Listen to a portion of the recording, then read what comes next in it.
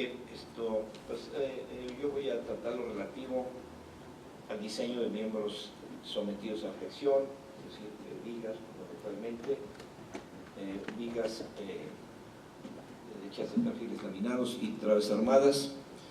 en donde, bueno, pues ahora enfocamos la atención a estudiar los aspectos del diseño, relativo a los estados límite y relativo a la resistencia de diseño. Aquí se muestra al inicio del capítulo pues el desglose de cada una de las partes que se tratan en él, y en donde pues se nota que se ha ampliado bastante el ámbito de los casos que se tratan ahora en el diseño de miembros a flexión. Finalmente, pues todo parte de las mismas ideas, de las mismas bases,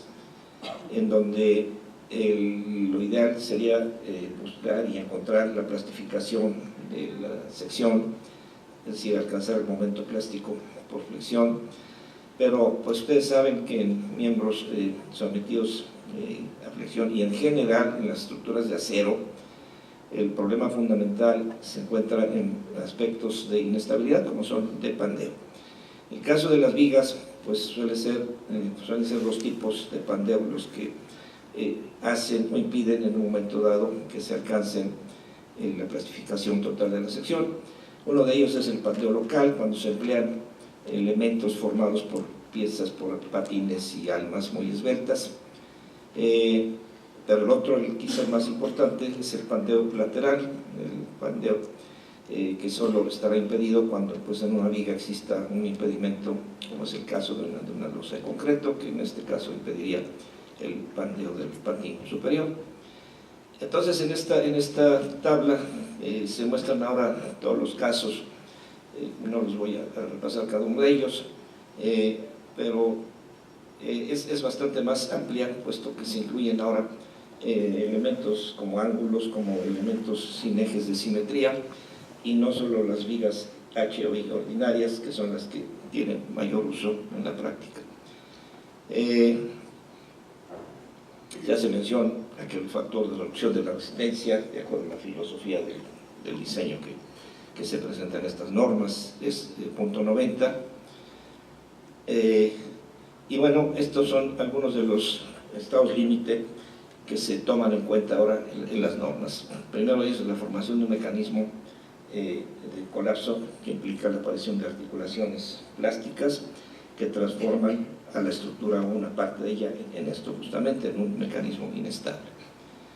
También el agotamiento de la resistencia a flexión en una sección crítica, en secciones que no admiten redistribución de momentos. Después el estado límite por iniciación del flujo plástico en la sección crítica, el pandeo lateral que es por flexión-torsión, pandeo local del patín comprimido y pandeo local del alma producido por flexión. Adicionalmente, pues tenemos estos otros estados límite, como es la plastificación del alma por cortante, es decir, en el trabajo de una viga por flexión, pues suele este concepto venir acompañado casi siempre de la presencia de fuerza cortante. Entonces, la plastificación del alma por cortante, el pandeo local del alma por cortante, la tensión diagonal en el alma y la presencia simultánea de flexión y cortante, y finalmente pues otras formas de pandeo en el alma producidas por fuerzas transversales. Y por último, pues una condición que antes se tocaba muy superficialmente y a la que ahora pues se le da un tratamiento especial, como es el caso de la fatiga. Junto con estos estados límite de resistencia, diríamos, de falla, tenemos que revisar los estados límite de servicio, como es el caso de las deformaciones, y en forma muy particular en las estructuras de acero, el estado límite por vibración, pues es algo que está afectando mucho a las estructuras modernas, en virtud de que pues, los aceros que se están utilizando tienen esfuerzos de diferencia más altos, lo que permite usar secciones más esbeltas, y el castigo pues muchas veces es esto precisamente, que se crean pisos muy flexibles que son susceptibles de tener vibraciones que se perciben muy fácilmente, con alguna pequeña excitación. Hay una tabla que está desglosada para mayor claridad de ustedes, pero está presentada en una sola página, en donde de forma muy gráfica, muy objetiva, se muestran los diferentes casos que se toman en cuenta, desde las secciones más elementales, como son las secciones I o H, con uno o dos ejes de simetría, hasta los casos más extremos, como corresponden a secciones tubulares, rectangulares y circulares. También el caso de secciones T, o secciones formadas por ángulos, secciones macizas y secciones asimétricas, secciones que no tienen ningún eje de simetría. El problema de flexión, desde un punto de vista así más objetivo, está representado en esta gráfica, donde se aprecia aquí que la condición ideal de alcanzar el momento plástico que correspondería a esta plataforma horizontal se logra siempre y cuando la viga en cuestión tenga impedido el pandeo lateral en el patín de compresión, y esto se compara con un valor predeterminado, y entonces cuando la longitud no excede de ese valor, pues está garantizado que se va a alcanzar esa condición. En cuanto las condiciones varían y se tiene posibilidades de que se presente este fenómeno de instabilidad, la resistencia a flexión se va a ver reducida para tener aquí la condición de pandeo lateral, pues que es una variante del pandeo general, del pandeo de Euler, solo que aquí aplicado a una viga que está sometida a flexión, y que en donde la parte de compresión es nada más la parte de arriba que trabaja la compresión. Y entonces nos encontramos que esta forma de representar gráficamente este comportamiento aparece aquí en esta rama de la curva que corresponde al pandeo elástico, al pandeo de Euler, diría yo, y una corrección que se tiene que hacer a esta curva cuando la presencia de esfuerzos residuales, entre otras cosas, modifica la condición teórica del pandeo lateral, y nos hace entrar en lo que se conoce como pandeo inelástico. Sobre esto hay muchos criterios, hay en todo el mundo diferentes fórmulas, diferentes gráficas que representan estas fórmulas, y de estas cada reglamento en cada país escoge la que mejor le acomoda, y este ha sido el caso nuestro. Por ejemplo, para vigas de secciones I simétricas, estas son las expresiones que nos gobiernan cuando la longitud de pandeo lateral es menor que este valor predefinido, se alcanza la plastificación total. En caso contrario, aparecen unas fórmulas que ahora son muy complejas. Esta es una de las características que tienen las normas actuales, no solo las del DF, sino en general las de todo el mundo. En el caso particular de las estructuras de acero, se han complicado terriblemente desde el punto de vista numérico las fórmulas de diseño, ya que en el caso que nos ocupa de vigas en donde se puede presentar el pandeo lateral, la fórmula que define el momento crítico por pandeo lateral es esta que está aderezada de un buen número de variables geométricas, y entonces el problema es encontrar estos valores de los manuales. Estas fórmulas no son complejas, pero sí son fórmulas de sustitución que contienen un gran número de variables. Y de aquí parte entonces la complejidad de la aplicación de las normas en sí, que representadas por una fórmula que es compleja en esencia, hace un poco más tediosa la labor. Aquí lo que se hace deseable es poder tener ayudas de diseño en términos de gráficas y de tablas, como las que contienen los manuales de otros países, en particular el manual de la ISC. Entonces, un sueño dorado de los ingenieros estructuristas mexicanos es el tener alguna vez en nuestras manos un manual, en nuestro idioma, en nuestro medio, que pudiera contener todas esas ayudas que nos simplificaran un poquito la aplicación rutinaria de estas fórmulas que, repito, no tienen nada de complicado, pero son tediosas y son latosas. Como decía yo, junto con la flexión suele venir aparejada con ella la presencia de fuerza cortante. Entonces hay un capítulo destinado precisamente a cubrir esta parte, en donde pues el contenido se basa en los mismos principios del reglamento actual, de los reglamentos anteriores. Esta es una parte bastante estudiada de la mecánica clásica, y en donde se hace intervenir no solo el comportamiento dentro del límite elástico, sino más allá, en donde pues en un momento dado a las almas de las vigas, que son las que toman la fuerza cortante, se les hace trabajar en condiciones muy especiales, haciendo uso de lo que se conoce con el nombre de campo de tensión diagonal. Y bueno, se está cubriendo también una serie de secciones adicionales que antes no aparecían, como son el caso de vigas y tablas armadas con aberturas. Este es un resumen de las fórmulas de cortante que son conocidas por los ingenieros pues, que han diseñado una viga y que la han tenido que revisar después por cortante, o que han diseñado una viga de gran peralte con alma muy esbelta, con relaciones H entre T para el alma elevadas, y que entonces tienen que enfrentarse justamente al trabajo más allá de los límites elásticos y hacer trabajar la viga dentro del concepto del campo de tensión diagonal. Este es el caso al que hago yo referencia, que es conocido por pues, los que están familiarizados con el diseño de tablas armadas,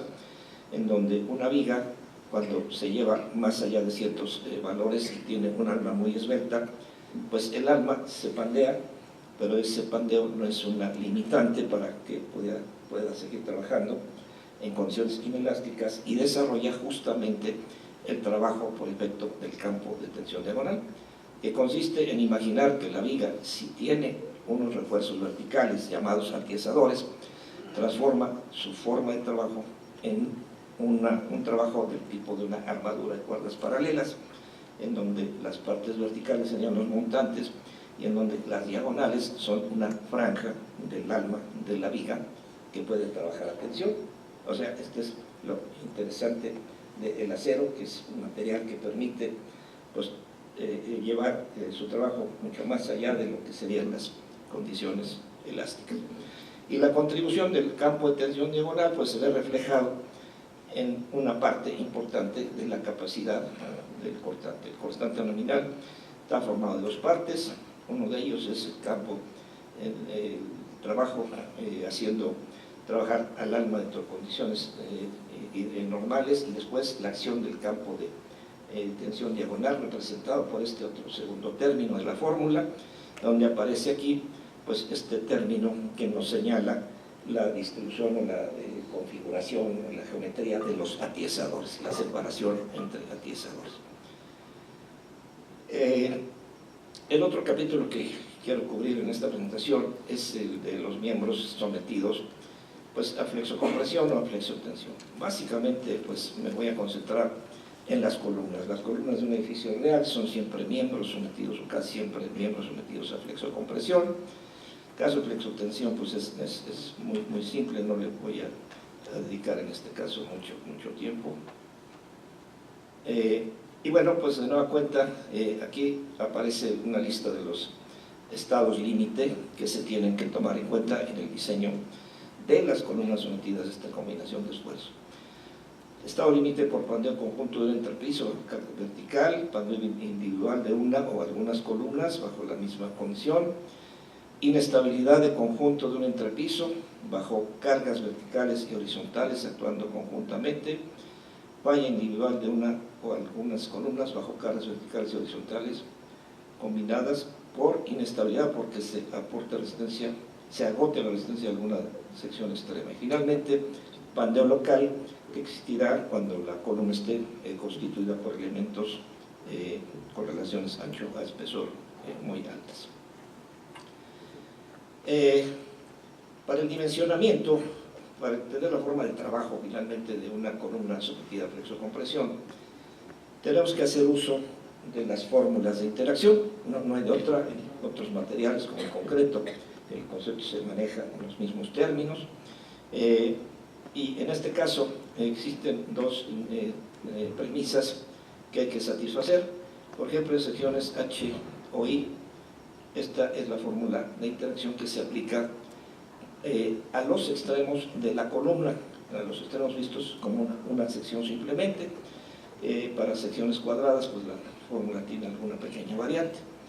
Y después aparecen otras expresiones para realizar ya toda la columna en su conjunto. Como método, como una alternativa, se puede usar esta otra expresión, en donde pues, la definición de estos parámetros se da más adelante. Y bueno, para la columna completa, la fórmula de interacción pues es esta, suponiendo que existe simultáneamente la presencia de momento en las dos direcciones. En este caso, FR es también igual a 0.9, y también aparece un método alternativo en donde pues, existe esta posibilidad de utilizar esta otra variante. Finalmente, el capítulo que voy a tratar ahora también muy superficialmente, porque pues, las normas en su conjunto son bastante extensas. Como ya se dijo, ustedes las pueden bajar de la página de la SMIE, verlas con más detalle. Todo esto es lo que van a encontrarse en una forma de presentación como la que estamos mostrando. En cuanto a las conexiones, pues este es el alcance que tenemos ahora para tratar básicamente los dos tipos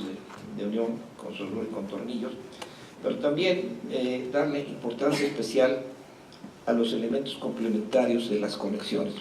Es decir, no basta con diseñar el número de tornillos o el tamaño y longitud de la soldadura en una conexión. Es necesario tomar en cuenta la placa, el ángulo, los elementos que forman precisamente esa conexión, ya que en ellos pueden presentarse diferentes mecanismos de falla, incluyendo algunos pues, que son el resultado de investigaciones recientes, especialmente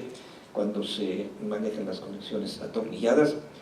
en donde la presencia de agujeros pues debilita virtualmente la sección de los elementos por unir y de los elementos complementarios como son las placas de unión. También se cubre ahora lo relativo a los empalmes, placas de relleno, placas de base y las anclas de las columnas, y finalmente un inciso para cubrir algo relativo a las conexiones rígidas entre vigas y columnas. Estas tablas pues hablan por sí solas, y pues de esto van a encontrar un gran número de ellas, en donde pues se hace la descripción pues muy detallada de los tipos de soldadura, de pues, las posiciones, tipos de preparación, y en este caso que nos llevan a la obtención del tamaño efectivo de la garganta, que en este caso se refiere a soldaduras de penetración completa. Bueno, pues entonces tablas como esta pues las vamos a encontrar con toda su amplitud, con toda su extensión, y finalmente, bueno, pues esta que es una de las principales relativas a la soldadura, nos proporciona la resistencia para cada uno de los tipos de soldadura, por ejemplo, para las de penetración completa, los requisitos que se tienen para el metal de aporte, y pues conceptos adicionales que tienen que tomarse en cuenta para el diseño de la conexión. En cuanto a los tornillos, partes enroscadas y remaches, pues ya decía el maestro de Buen, pues que aquí simplemente le dedicamos una nota a los remaches para decir que esto es cosa de la historia, pero que si eventualmente uno se encuentra con la necesidad de revisar, pues no sé, el edificio de la Latinoamericana, por ejemplo, pues que tiene sus conexiones remachadas, pues habrá que remontarse a la historia para conseguir información que permita revisar las conexiones que en aquel entonces eran remachadas. Pero lo que es ahora de interés, sobre todo en el caso de las conexiones atornilladas, es el uso cada vez más amplio de los tornillos de alta resistencia en sus dos modalidades, en forma de tornillos A325 o los de mayor resistencia, que son los A490, y que, pues de acuerdo con algunas influencias que nos llegan desde otros países, especialmente de Estados Unidos, y de las experiencias que los americanos han tenido en los últimos temblores que les han ocurrido en las costas de California principalmente, que ya no son tan recientes. El temblor de Norwich, bueno, pues ya cumplió 20 años en este año, ¿verdad? Pero pues ya sabemos que los sismos dejan mucha enseñanza. Justamente es aquí donde el ingeniero aprende, y en el caso particular de los edificios de acero, los americanos aprendieron mucho de estos temblores, y ahí encontraron pues una evidencia muy amplia en el sentido de que en muchas estructuras que no se colapsaron tuvieron cantidad de fallas en sus conexiones soldadas por problemas detectados en las soldaduras de campo. Esto se relaciona con el hecho de que pues, la soldadura finalmente pues, la realiza una persona que por mucha experiencia y por mucha aptitud que tenga, pues está haciendo un trabajo a 50 metros de altura en condiciones climáticas no muy buenas y con condiciones de riesgo y de inseguridad también desfavorables. Y entonces, pues esto que depende de la mano humana, pues puede también degenerar en errores mayores que se manifiestan en la calidad de las soldaduras. Entonces a ellos se les manifestó mucho este problema, encontraron muchas soldaduras fracturadas que requirieron de la reparación de las conexiones, que implicó un gasto muy oneroso, y a raíz de esto se empezó a desalentar el uso de la soldadura y a pensar en usar más el tornillo, que a fines del siglo pasado pues ya era un elemento de uso común entre ellos, pero que sin embargo pues tiene otro tipo de implicaciones. En primer lugar, la conexión atornillada implica más elementos adicionales, más elementos tipo placa. Por otro lado, el debilitamiento que producen los agujeros de los tornillos pues implica también la necesidad de tener que sustituir ese material perdido, y esto nos lleva a mayor peso. Esto ha hecho que en México pues todavía la práctica de utilizar la conexión atornillada con el sistema de end plate, por ejemplo, pues no se use tan ampliamente como se podría pensar, y esto se debe quizá a que pues a nosotros nos ha ido mejor en materia de comportamiento de nuestras conexiones durante los sismos, quizá porque la naturaleza de los sismos que afectan a los edificios aquí en la Ciudad de México es diferente a la de los edificios de California, y como está presente el aspecto económico, pues siempre hay una necesidad de comparar cuánto sale, cuál es el peso del edificio cuando las conexiones son soldadas y cuando son atornilladas. Y siempre pues aquí habrá una diferencia de un 5 o 6%, pues que el cliente siempre tratará de ahorrar. Bueno, pero este es un comentario al margen. En realidad, en las normas, pues estamos tratando de incluir todo lo relativo a las conexiones que incluso han sido modificadas, han sido probadas, han sido calificadas nuevamente en otros países para poderlas también utilizar en nuestro medio y poderlas hacer aptas para su trabajo en condiciones de un sismo. Finalmente, en el caso de las conexiones rígidas entre vigas y columnas, pues hay una serie de condicionantes muy particulares. Hay incluso necesidad de hacer ciertas pruebas especiales para medir la tenacidad en el caso de conexiones soldadas. Y bueno, en el caso de las conexiones atornilladas, el problema que existe ahora, podríamos decir, la conexión atornillada facilita mucho la unión de las piezas en el campo, es más sencilla de realizar, pero queda nada más como único punto de problema en el proceso constructivo, en el proceso de montaje, la forma de dar el apriete a los tornillos. Este apriete pues también es motivo de discusión. Hay dos formas de hacer el apriete: uno es el llamado apriete ajustado y otro el apriete con llaves o con algún procedimiento especial. Y bueno, pues esto es también una variable que en México todavía se cuestiona mucho cuando se trata de usar este tipo de elemento. Estas son algunas de las pruebas que se requieren, por ejemplo, para calificar mejor las conexiones soldadas. Y bueno, pues finalmente unos requisitos que se establecen para la unión entre vigas y columnas cuando la estructura tiene que trabajar en zona de alta incidencia de sismos. Y bueno, pues es todo por mi parte.